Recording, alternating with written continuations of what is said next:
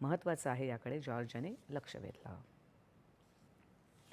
America इराणमधील 2 आठवड्यांच्या युद्धविरामाची मुदत उद्यापर्यंत आहे. मात्र अमेरिकेचे अध्यक्ष डोनाल्ड ट्रम्प यांनी युद्धविराम वाढवण्याची शक्यता अत्यंत कमी असल्याचं म्हटल्यामुळे नवीन वाटाघाटी आणि होर्मुझच्या सामुद्रधुनीच्या भवितव्यावर अनिश्चिततेचं सावट पसरलं आहे. अमेरिका आणि इराण दरम्यान कोणताही करार झाला नाही तर युद्धविरामानंतर लगेचच हल्ले पुन्हा सुरू होण्याची शक्यता आहे. राजनैतिक मार्ग खुले ठेवण्याचा प्रयत्न करत असतानाच अमेरिकेकडून अशा प्रकारची वक्तव्य पुढे येत आहेत. अमेरिकन सूत्रांनी दिलेल्या माहितीनुसार समोरासमोरच्या चर्चेच्या पहिल्या फेरीचं नेतृत्व करणारे अमेरिकेचे उपराष्ट्राध्यक्ष जे.डी. व्हान्स आज चर्चेसाठी इस्लामाबादला रवाना होण्याची शक्यता आहे.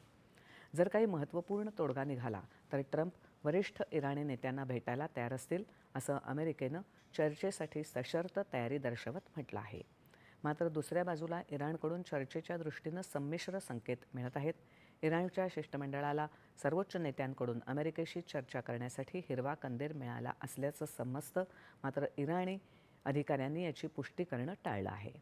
इराणकडे सध्या चर्चेच्या दुसऱ्या फेरीसाठी कोणतीही योजना नाही आणि अमेरिकेच्या कृतीतून राजनैतिक प्रक्रिया पुढे नेण्याबाबतची त्यांची गांभीर्यता कोणत्याही प्रकारे दिसून येत नाही, असं इराणच्या परराष्ट्र मंत्रालयाचे प्रवक्ते इस्माईल बघाई यांनी म्हटलं आहे. ट्रम्प यांच्या सार्वजनिक वक्तव्यांचा सूर आणि अमेरिकेनं लादलेली नाकेबंदी हे 2 सर्वात गंभीर मुद्दे चर्चेला धोका निर्माण करत आहेत, असं इराणच्या अधिकाऱ्यांनी म्हटलं आहे. जरी दोन्ही बाजू कराराच्या रूपरेषेवर मोठ्या प्रमाणात सहमत असल्या तरी ट्रम्प यांच्या सार्वजनिक अतिरेकी भूमिकेमुळे राजनैतिक प्रगतीला खीळ बसण्याचा धोका आहे, असंही ते म्हणाले आहेत.